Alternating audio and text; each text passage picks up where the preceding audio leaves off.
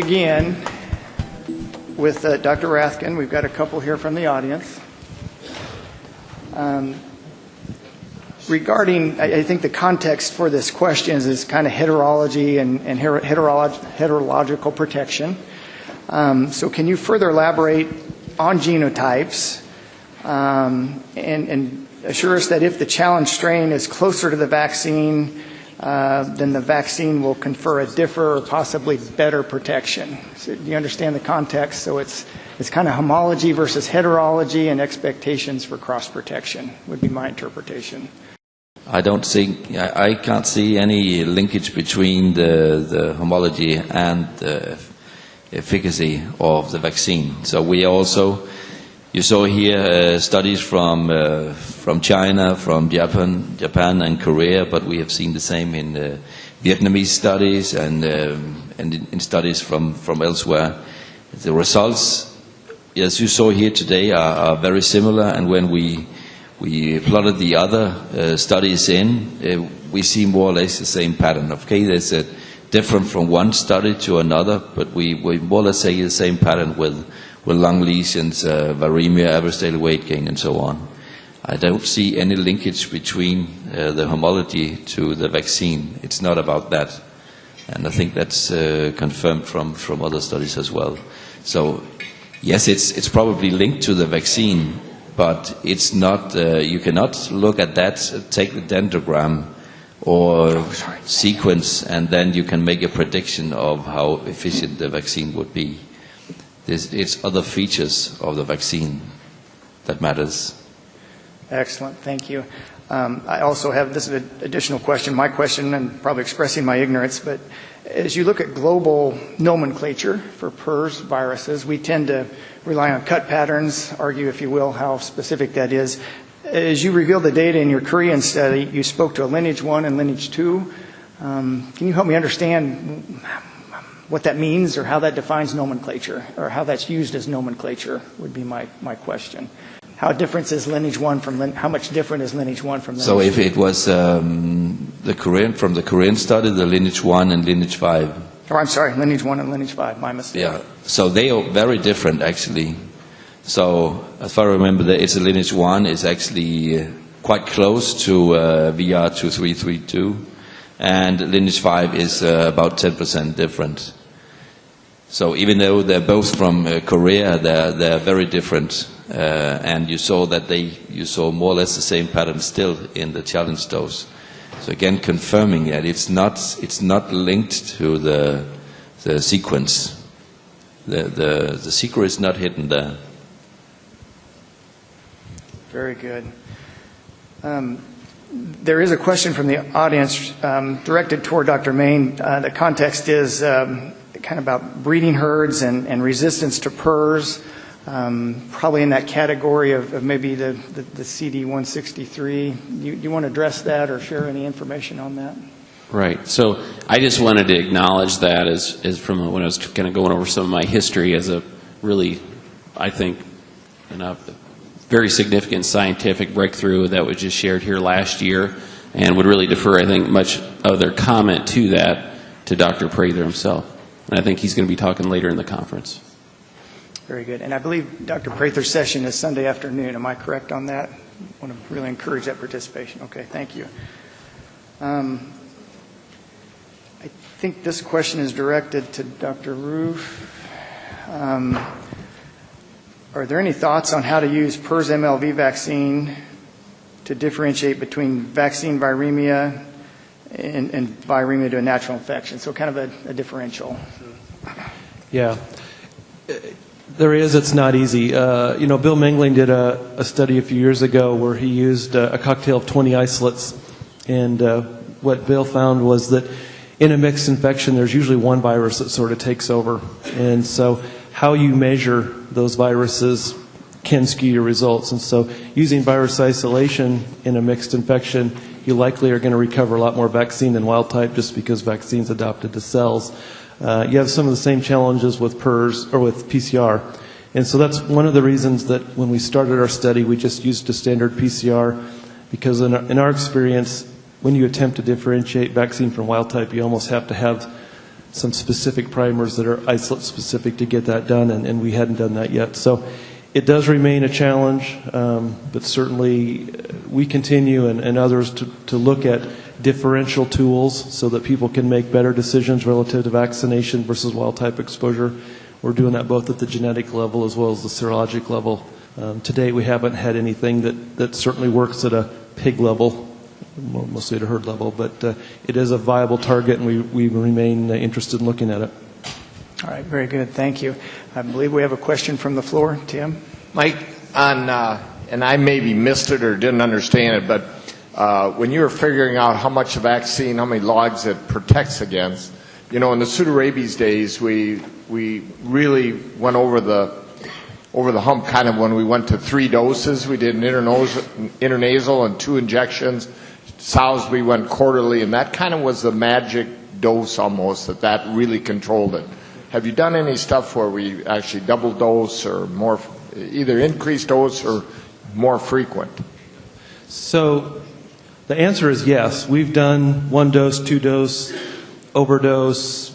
You know, we kind of went Scott D on it, every possible combination, live, killed live. But those studies were all done looking at lung lesions. And within the lung lesion model, 14 days after exposure, we were never able to really differentiate or make any of those treatments stand out because 1 dose worked in a negative animal. I hope, and maybe too optimistic, but if we start looking at challenge doses, some of those things may differentiate. And so, I think we can learn from the pseudorabies, and I'm hopeful that our next study maybe moves us that direction. Wonderful. Thank you, Mike. We're going to kind of keep you on the hot seat here, it looks like. Just keep the microphone. Maybe both for you and PH here, but if homologous challenge gives profound immunity, why is the heterologous response the same? So we're kind of still back in that same question area. So it's still a question of cross protection. What can we do to help the audience understand that significance? Well, as PH said, in this, our laboratory studies would mimic this. And those of you that are from North America know that a few years ago, we actually licensed a second PRRS vaccine. We call it ATP.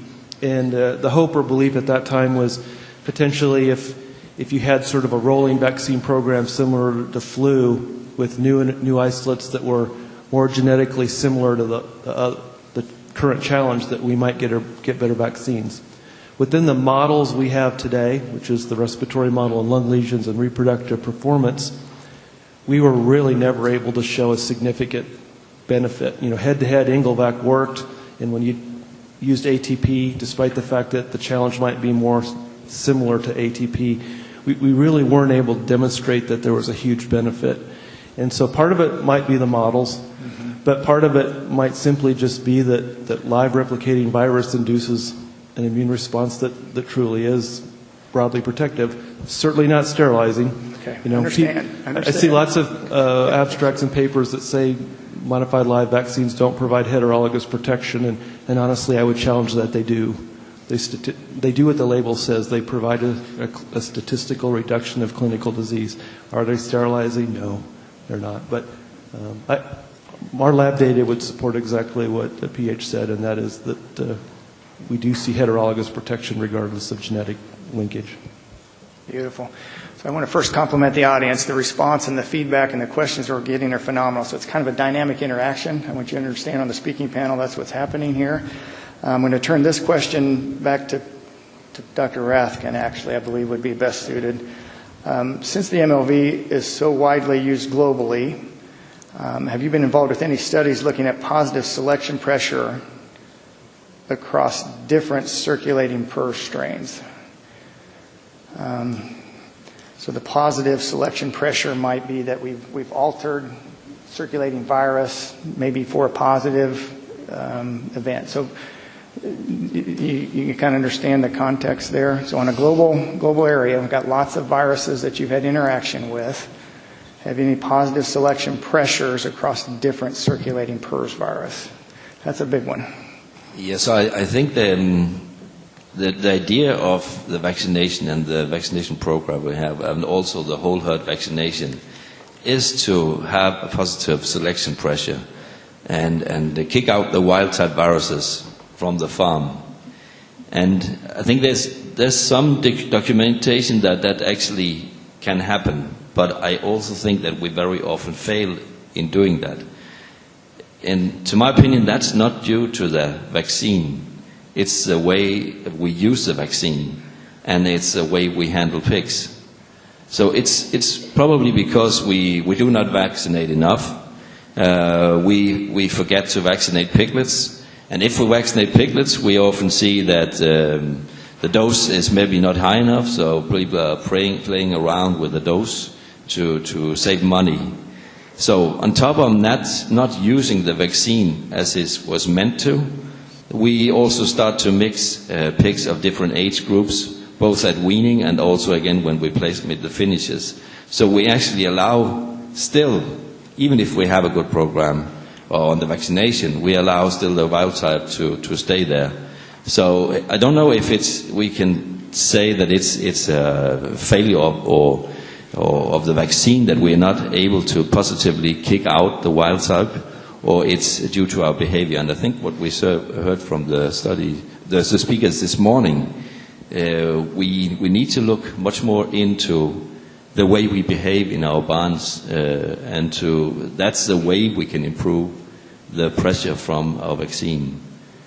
And it doesn't help us to make another vaccine to do that, I think. Very good. Thank you. I believe we've got a question from the audience here. Yeah, Mike, I've got a question on again, back to that dose relationship to protection. And with the 174 virus, what we've seen is when we look clinically, we see some very low CT values, almost like PED CT values.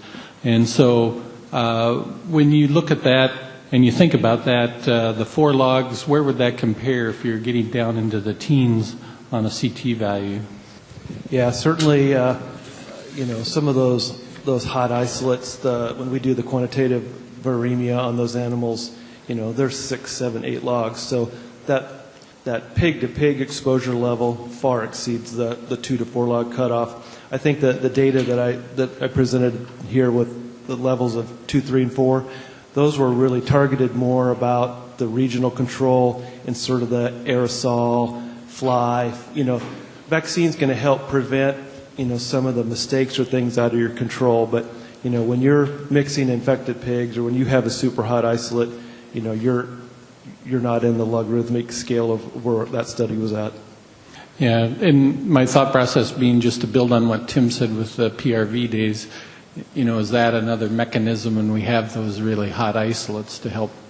I think, if the data that I presented today has huge value for the industry, we would need a protocol that would need to be up in the 5 or 6 log to block what you're trying to do. And, we're at 2 now with 1 dose in a naive animal. I don't know what the upper level is, but I think it's worth chasing. I've got a nice segue to that question from the audience regarding quantification. So as modified live virus infection is lower than the challenge virus, would you expect more challenge virus than the vaccine strain after challenge? So there's a dynamics there of quantification. What would your be expectation there, Mike? In a vaccinated animal? Correct. Yeah. So I think the answer to that would be if you look at that 4 log group, the vaccine only line was the lower line, the challenge was the upper line, and then the vaccine challenge was in the middle.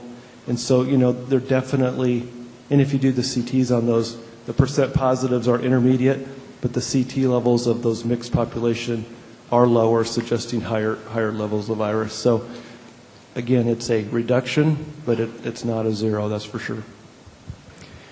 And then maybe in that same study and context, specifically Mike, have you tried challenge at later day than 28? And if that were to be done, what would you expect in the results? Yep. I think Abby's study, the 21 study, had several duration immunity studies that I don't even remember the upper level. It was well over 100 days. But typically what happens is the older the animals get with the respiratory model, they get more refractory to the lesions. So, those young naive pigs, we can blow lungs up. The older animals, we still get nice lung lesions, but they're not as dramatic. And so the relative percent reduction stays the same over time, but the scale is different. So a pig model might have 50 or 60% lung lesions. That same isolate in a gilt or an older animal might be 18. So the effect is there, but the scale changes. Okay, wonderful. Thank you. I'm going to address this question to Dr. Rathkjen. What are the pros and cons of a killed PRRS vaccine? So kind of a killed versus modified live immunization question. The killed vaccine is safe.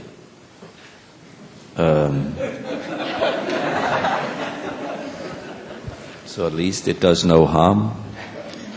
To my opinion, you waste your money, but at least you're safe. So, in order to get the right immune response, you need to use modified live. I haven't seen any convincing data that you can use a killed vaccine and achieve the same.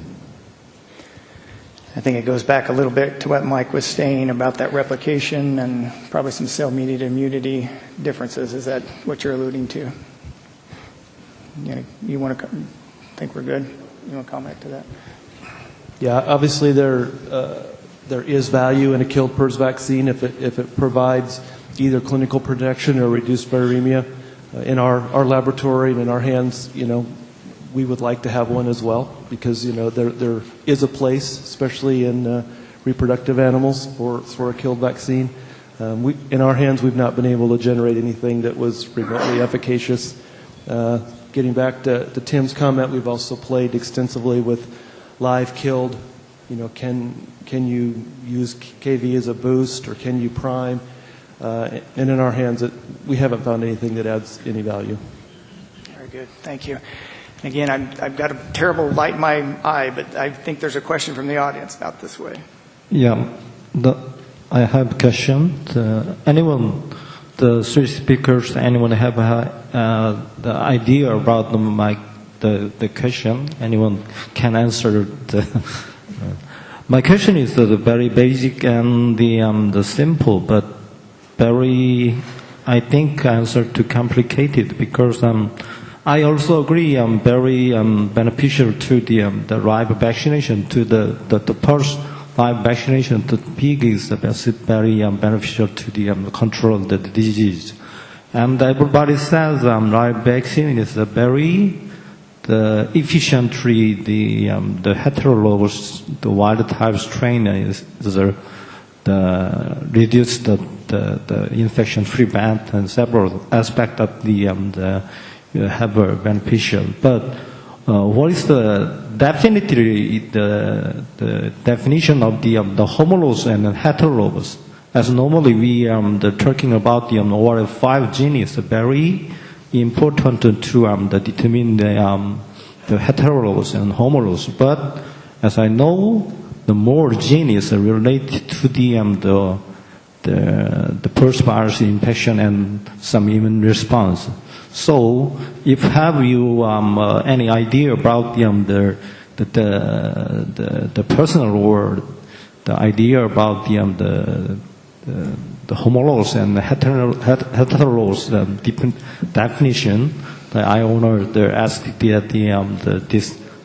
answer. Yeah.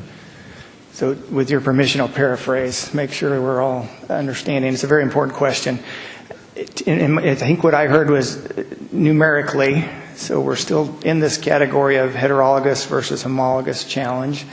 And can you share with us numerically how different that was and help us understand? Exactly, the quantitatively or the more critical definition of the heterologous and homologous the definition is very important to our scientific data. Yeah. Yeah. So definition of when it's heterologous and when it's homologous. I'll take a stab at it. As you said, depending on what tool you use and what region of the virus you look at, you can make dramatically different differences. Historically, over the last 20 years with PRRS, most data is on R5, and so whether that's right or wrong, that's where most of the data is. In the 21 studies done by Abby Patterson, the range of heterologous within OR5 sequence ranged from 2 to 4% down to 15%. And you can argue where that is. In our lab, we use 2% as a cutoff. We know that MLV that circulates in herds for long periods of time can bounce around, and so we're pretty comfortable if it's within 2%, we're willing to call it vaccine or vaccine-like. But in our lab, we use 2%, but I'll maybe let Roger probably fields this question every day in the D lab. I don't know. Nothing to add. Very good. Other questions from the audience? Maybe I'm not seeing. All right. In an effort for full exposure, we've got a few that have questions, maybe challenging us on when and why and how vaccine is going to work. So how do we weigh the benefit of vaccination with an MLV vaccine with the possibility of that vaccine virus mutating into a virulent form? And I think some risk discussion is being asked in that question. I'm not sure who to direct that to.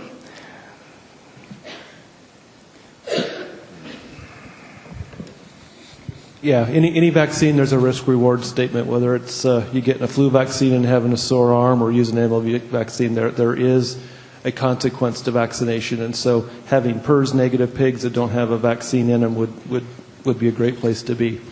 Relative to reversion, with an MLV, you can never say it can't happen. You can't prove the negative, and there are some instances published where vaccine has changed. I think the overall global list, and especially when you look at, I'm not a sales guy, but we've sold billions of doses of PRRS vaccine, and the number of negative consequences reported are, they're reported because they're dramatic and they're fun to scientifically talk about, but the commercial relevance is almost zero. So to me, is there a risk with PRRS vaccination? Sure, but that risk is not even within the discussion point if you're in an area with wild-type PRRS, which is a much different situation. I think it's back to the question of pushing out wild-type. So do we allow the vaccine virus to circulate? There's only one way vaccine virus can circulate on a farm, that you allow to pass on to naive, unvaccinated pigs. So if you do a bad job with your pest control, so you don't vaccinate piglets, for example, and allow them to be vaccinated. So you allow any kind of PRRS virus to circulate among non-protected piglets. Then you increase the chance of making changes. So if you continuously use the vaccine in the breeding herd, but also vaccinate piglets, you are decreasing the chance of having any changes to the vaccine. So as soon as we have a PRRS virus replicating in different animals, there will be changes all the time. I don't know if we'll call that reversion to virulence, but at least it is changing, so you don't have the same virus, and the percentage is more or less, it doesn't matter. It's a question of how we handle the vaccines and if we allow it to happen. And I think that's a good segue actually into the very next question. Are there risks of vertical transmission of modified live, and then how about persistence of the modified live vaccine? What can we say about that? Sure, yeah, modified live will shed and spread, especially if exposed to naive animals. And so that is something you need to be conscious of and aware of when you use it. And as was just said, you should do everything you can to avoid that, because those are the type of things that, if they occur, can lead to some of the negative consequences. Another thing I would add to your point, that probably more of a U.S. practice than other words, but dose cutting does not work to your benefit in terms of keeping PRRS vaccine safe and efficacious. So using a full dose provides consistent protection across animals, and it also gives every animal a chance to be the most immune, not only to wild-type exposure, but prevent that circulation. And the dose-cutting practice can lead to subpopulations with the herd, which, again, has the opportunity to lead to potential negative consequences. I was going to turn the subject now over to data that you shared with us, talked about studies being done in the piglets. You mentioned that you did not vaccinate enough piglets. And so now the context of the question is, as we look at eradicating PRRS, what is the population dynamics? How many pigs do we need to consider? How do we look at using a tool along with management for eradication of PRRS, kind of in the area of regional control kind of standpoint? Right. Well, how I would answer that, I think, is that I mentioned in just my brief history deal there was that I do believe that there is still significant questions around utilization of, and it's just not vaccine, right? I mean, I think we all know that, and Tim referred back to pseudorabies, and those of us that dealt with that and went through that, I think we have a really strong appreciation for that. And the difference was there, you know, that was a virus that didn't mutate much based on the nature of the virus, and the vaccine was more of a silver bullet, right? But I think it would also be fair to say that we really didn't make substantial progress on a large scale with really reducing and ultimately eliminating that virus until there were very aggressive efforts made in the growing pigs. And that was, you know, that was the key. And by today's standards, like Tim shared, said, yeah, those pigs were getting vaccinated 3 times in certain settings, right? As something intranasal, something in the neck, maybe as a feeder pig, and then when we were getting closer to the end, in these really pig dense areas, there was vaccination going into mid-finishing, and I guarantee you that really didn't have much of anything to do about the performance of those pigs, right? It was all about shedding, and so and just reducing this risk. And I think when you look at a lot of the models of how, this is where I go back to, are there still questions? I would argue yes. If you look to a lot of the models of how the efficacy of the vaccine is, and are there combinations, this, that, and the other, a lot of those the models are very, very similar, right? We're taking naive pigs, we're vaccinating them, we're challenging them 28 days later. Okay, that's really not what we're talking about here. And for the use of the tool on as far as as it relates to the quote potential indirect benefit. Okay. And like Jim shared, I think earlier today in his talk, I don't think there's a lot of this that's, you know, the vaccine alone isn't the answer. Okay, but I do think there are questions about immunity, and especially as it relates to immunity in reducing shedding on a large scale across the mass of commercial finishing pigs. And I think the only context we have to say, well, how does that impact, how many, all this kind of stuff, all I know is when we got really serious about pseudorabies, it was very aggressive. And everybody did it. Okay? And if you look at today's world of, you know, the variability of how vaccine is being used or not used and those kinds of things, there's obviously been a very significant uptick in the use of vaccine in growing pigs over the last 5 years. But you would also, I think, say that it's extremely variable of what vaccinating pigs means. Okay? And it's also most generally being done, not always, but most generally being done in the presence of some significant maternal immunity. Okay? And for me personally, I think there's questions there too. Right. Are there any further questions regarding PRRS? We got cut off shorter than I would have liked for the first session this morning. So we're going to venture a little bit away from script. I've got several questions here specifically directed to Dr. Linhares regarding his study. So my thought is I'm going to keep this panel here, and you're going to keep the microphone in case we get more questions from the audience. But I'm going to turn to Daniel, and we want to get him a microphone if we could. And I'd like to ask these questions if we could. Remember the context here, we're going back in history just a little bit. He used oral fluids and kind of looking at a different application, and specifically on PRRS. But Daniel, in your study, does viral load level among different organs have any correlation? So there was kind of a question about viremia and any pathology that you may have been involved with. All we collected was blood from pigs and also oral fluids. So we didn't have any organs there to compare. The only comparison was there was much higher detection rate in oral fluids than what we saw in serum, but no organs. Okay. And was there any opportunity to determine any sensitivity on those oral fluids, or what was the context in that application? Yeah, good question, but we'd love to have that answer. But that study, we didn't. It was a field study, so we don't know the true status of the animals. So we can never talk about sensitivity for that study. We can always compare what we found in one sample or one location or one lab across the other and talk about agreement, but not sensitivity. Okay, very good. An additional question is defining the score, kind of in the categories that you had. Is there an opportunity for more application, or can you define that scoring system for classification? The biosecurity studies, right? Yes, yeah. So to develop that score, we used a standardized method known as the SATI method. I'll be happy to share the paper on that. And it's basically you set up a panel of people, and then you ask them to rank in terms of importance. For example, pig movement, people movement, this and that.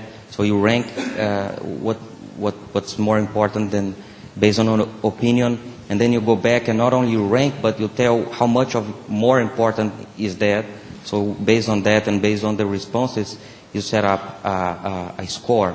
But that's based on opinion, and that's why we want to move forward with this other study with sheep and chimp to do collect data and generate a score based on data as opposed to opinion, and not only generate a score, but generate a score with a minimum number of questions that correlate with PRRS, with the frequency of PRRS outbreak. Excellent, thank you. And I thought I'd take this unique opportunity, Dr. Main, while you're on the stage, and the question is directed toward Dr. Linhares, but the question is, oral fluid is a complex sample matrix. And in the application you used, you're looking at abattoir versus individual animal. And there are differences between labs. The context from this question is there are differences in labs. What advice would you suggest for the diagnostic labs testing these oral fluid samples to basically improve that test agreement? So the Sure. context is kind of bilateral as I see Sure. it here.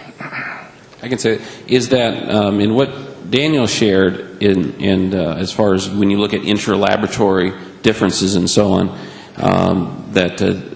and Jeff has shared a lot of this work over time, is that what you'll find is typically because there's some more variability in PCRs, that type of thing, there tends to be more variability as far as what assays are actually being applied, okay, and what methods are being applied. And one thing that's quite different with PCR testing as compared to conventional ELISA kit type testing, where you're saying, here's the kit, here's the protocol, it's all the same, and so on. So typically you'll get more repeatability across labs with here's the same kit. But that PCR has a process that's called extraction, okay? And that alone, in variabilities and techniques in all the labs, I mean, there's been much progress made over the years, and especially in these what we would consider more complex sample types. So more complex mean they're dirtier samples and so on. And if you noticed, I think in Daniel's data was like the inter-laboratory differences on serum there really wasn't any, right? Very similar. And those tend to be serum is a very simple sample type, clean. Oral fluids is not. And the other thing that happens is where you can get some more variability, especially in oral fluids, when you say, well, how many were positive, how many are negative, that type of thing, is that the CT values in oral fluids tend to be very high, okay, because it's a very sensitive sample type and so on. And so then, and the amount that you're actually detecting is insatiably low, meaning the amount of virus in those samples just is like crazy low. And so you're getting into these things to say, well, this was a 36 CT, and so we're going to call that positive, okay? And then maybe a little different extraction, whatever. And the difference between a 36 and a 38 that we would call negative is like crazy, crazy low. And so sometimes that's why you pick up a larger percentage of differences by PCRs, especially with oral fluids, especially when you're dealing with very, very minute levels of virus that are being detected. So variation in sample amount, sample quality, and then that affects your ability in a lab to differentiate, I would assume. Sure, sure. And the amount of virus that's in the samples that you're detecting. By definition, oral fluids tend to be much, much lower, and it's a much more complex sample type. And I think the other thing is, though, I would say that is that the methods and so on that are being used, more around extraction than the PCR itself, continue to evolve. Okay. Great. Oh my goodness. Thank you. That's all the questions I had from the Daniel Linhares presentation. So we're trying to, again, get as many of your questions answered. If you're hanging with me, we're going to go here again. I have one more question for Daniel. Okay. In the study, as I understood it, when you said groups being exposed on the oral fluids to PRRS, it was like 40% in the plant, or somewhere 28% of the pigs that you tested at the plant were positive. I was just wondering if you've had a chance to think about that like we have with PED as far as carrying back to the finishers, and some of that as being another mechanism of spread. Yeah, good question, Paul. And for follow-up studies, we definitely want to include some truck or trailer sampling, some more environmental samples. We did have some environmental samples in this study to be able to better understand and document not only if it happens, we know that biologically it is possible that it does happen. We're interested to know if it's a common thing or how common that is. So yes, good thought that the viruses are there, right? Seneca was another example. Some 60% of samples were positive for Seneca. None were positive at the farm. What does that mean? Did we fail to detect? Was that some cross-contamination during the transport or at the abattoir? We don't know yet, but we're trying to move forward with other analysis to better understand that. But for sure, I agree with you, we need to better investigate not only if it happens, but what's the probability or the likelihood that that happens. Thank you, Daniel. Other questions pertaining to that work? I am going to switch us back to the experts on the stage now, if you're hanging with me. All right, for the panel on the stage, yeah, everybody's looking at their clock. We still have just a little more time, Roger. We're all right. What is the effect of PRRS MLV vaccination on subsequent infection with other pathogens? So we're kind of thinking about interaction, vaccine, or are we worried about secondary pathogens?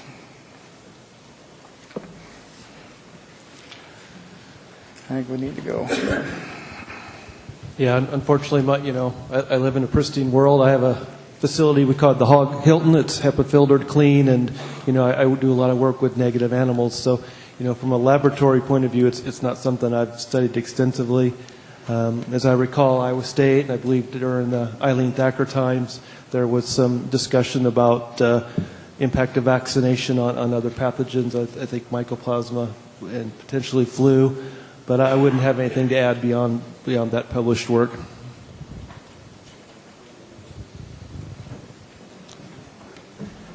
Yeah, I wouldn't have a lot to add. I mean, I'm not quite sure I understand the context of the question, but I think it would say is, if you're protecting, maybe it's brown, as if you're providing some protection from PRRS, is that having some carryover benefit about mitigating the degree of clinical disease from other pathogens? Maybe, right? And so I think intuitively one might say, well, if you're controlling the PRRS infection, then maybe other pathogens may be less consequential. I think that would be true. The understanding is everything we deal with as swine practitioners is dynamics. It's never one organism in and of itself. As we begin to somehow get control on shedding, spreading, and immunosuppression with one, we would expect benefits, I would think, within that pathogen profile. The context of this question, I'm taking a little bit of liberty here.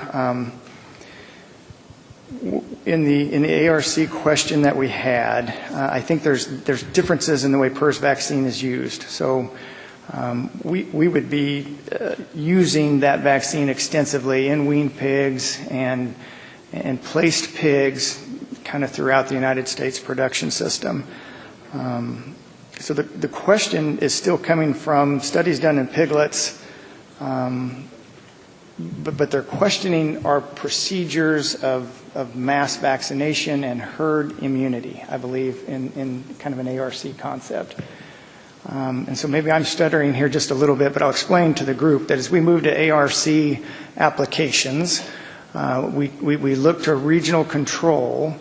We do immunize weaned pigs as they're placed throughout that region with the ability to reduce some of that shed and spread. So PRRS MLV is used extensively in piglets at weaning or at the time of placement. And I guess I'd really challenge maybe this question to maybe help me understand if I'm fully clarifying that. And the only comment, Tom, I would make to that is, though, I think if you polled the masses, there's an extreme amount of variability about what vaccinating pigs, growing pigs with PRRS vaccine means. How much, how often, dose, type, timing. It's highly variable, yes. Right? Yes. So that probably just means maybe there aren't as many clear. That's where I go back. I do think there are some additional questions. Absolutely. And we're still learning those questions together as an industry, or learning the answer to those questions.